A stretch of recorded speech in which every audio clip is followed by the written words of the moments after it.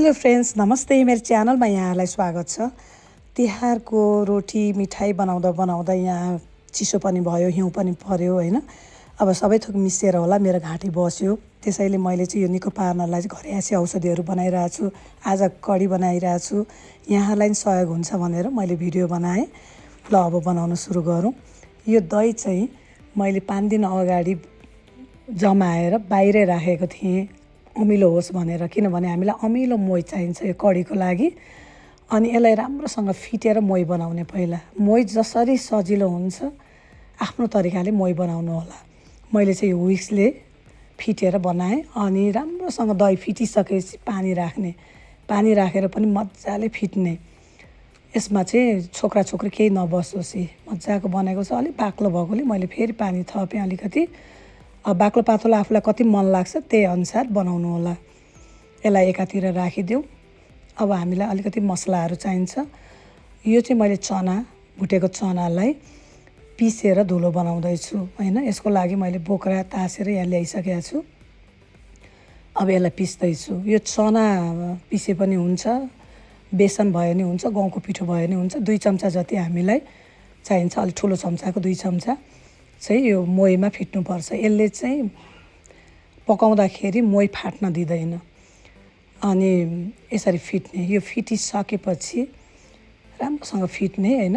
तयार भयो, फिटिसक्यो। अब यसलाई एकातिर राखिदिउँ। अनि मसलाहरूमा चाहिँ मैले जिरा धनियाको पाउडरलाई थोरै पानी राखेर फिट्दैछु। यो चाहिँ अहिले घिउमा भुट्दाखेरि चाहिँ नडढोस् भनेर मैले पानी राखेर फिटेको हो।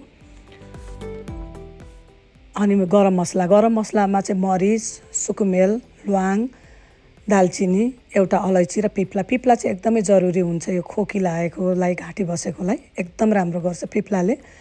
अब यो सबैलाई राखेर यो खलमा चाहिँ मैले पिस्दैछु। यसलाई चाहिँ सकेसम्म धुलो बनाउने। यो तयार भयो, मैले निकालेँ। अब मसला सबै तयार भयो। अब पकाउन सुरु गरौँ। प्यान तताएर 1 चम्चा घिउ राख्ने। अनि मैले मेथी फुराएँ। अनि 1 चम्चा अलि धेरै ज्वानो फुराउने। ज्वानोले राम्रो गर्छ। अनि यसलाई चाहिँ रातो हुने गरी फुराउने। अनि ज्वानो रातो रातो भएपछि 1/4 टिस्पुन जति हिङ राख्ने, हिङ फुराउने। अनि अदुवा लसुन चप गरेको राखेँ मैले। अदुवा लसुन पेस्ट राखे पनि हुन्छ। अनि यो मसलाहरू फुराउँदाखेरि चाहिँ आगो सानो पार्नु होला। सानो आगोमा चाहिँ हल्का रातो रातो हुने गरी फुराउने। अदुवा लसुन यतिको भइसकेपछि मसला राख्ने। मसलालाई पनि एकछिन भुट्ने। सानो आगोमा एकछिन भुट्ने। यति भुटिसकेपछि अनि बेसार राख्ने र अघिको मोही, हामीले फिटेको मोहीलाई राखिदिने। सबै मोहीलाई राखिदिने। नउम्लिनु जेलसम्म आगो ठुलो पारेर चलाइरहने। चलाउन छोड्यो भने चाहिँ यो मोही फाट्छ। फाट्न दिनु हुँदैन। फाट्न नदिनको लागि चलाइराख्ने। अब उम्लिनु लागेपछि कलर चेन्ज भयो। यो उम्लिन तयारी भएको छ। एकछिन टाइम लाग्छ, चिसो मोही भएकोले एकछिन टाइम लाग्छ, तर धैर्य गरेर चलाएर बस्ने। ल हेर्नुहोस् उम्लिन थाल्यो। अब उम्लेपछि फाट्दैन। ल हेर्नुहोस् फाटेको छैन, एकदमै राम्रो भएको छ। उम्लेपछि चाहिँ अब फाट्ने डर हुँदैन। अनि अब नुन राखिदिने स्वादअनुसार। नुन चाहिँ कम्ती नै राखेको राम्रो। अनि अघि हामीले पिसेको गरम मसला राखिदिने। यति गरेपछि हाम्रो यो कडी अथवा सोल्लर तयार भयो।